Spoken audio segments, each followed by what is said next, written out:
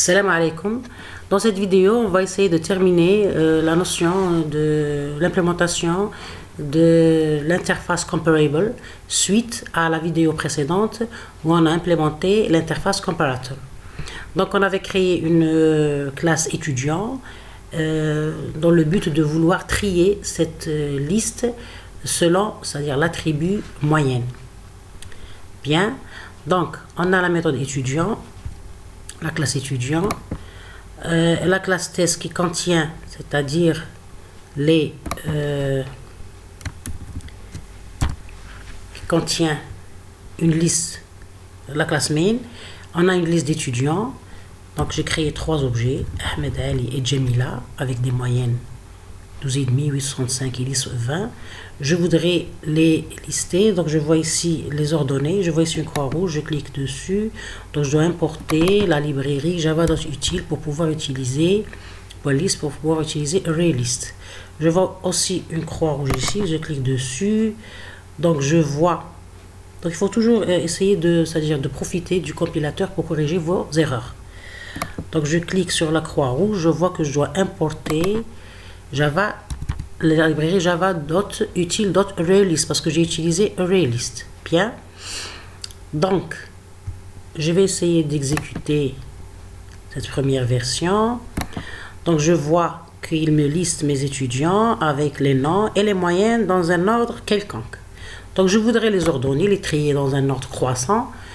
Donc, je vais utiliser, ici, je dois implémenter, pour pouvoir utiliser la méthode compareTo, implements l'interface comparable.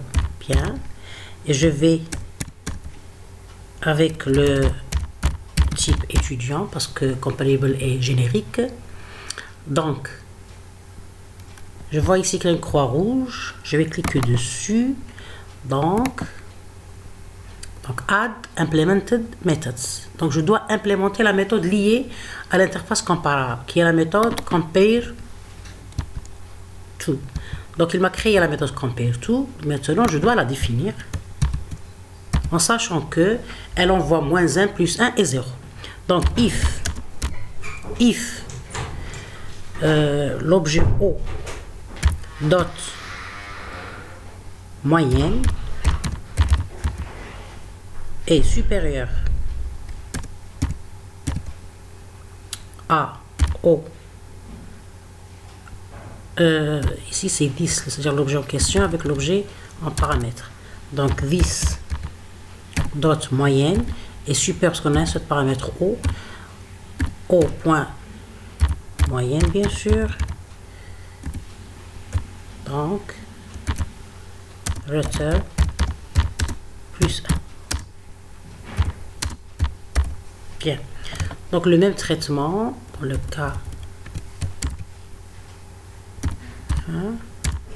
else, c'est la même chose, mais je dois changer le signe ici.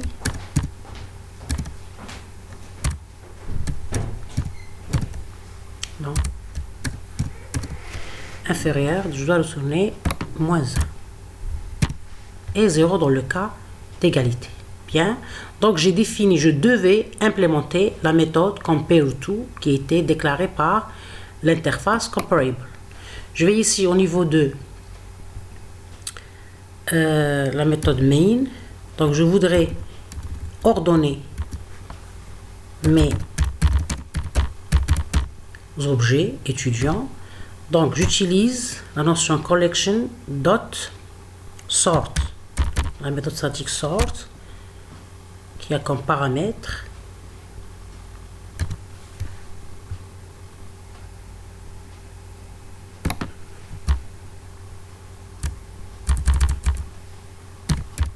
sort qui a un paramètre étude.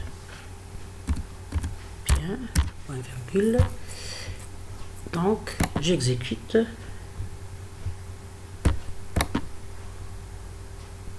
Donc il me liste mes étudiants dans un ordre décroissant 865, 10,20, 12,5. Si je voudrais dans un ordre décroissant, je vais utiliser la méthode reverse qui va me reverser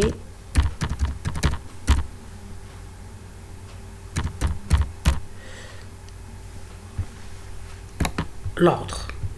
Donc dans un ordre décroissant, j'exécute. Bien. Donc on a un ordre décroissant 12,5, 10,2 et 8,65. Bien. Donc ceci termine notre implémentation de la méthode comparable, qui est une méthode très importante si on a dans nos TP des traitements de tri, de tout type bien sûr. Donc je vous remercie pour votre attention et à la prochaine vidéo.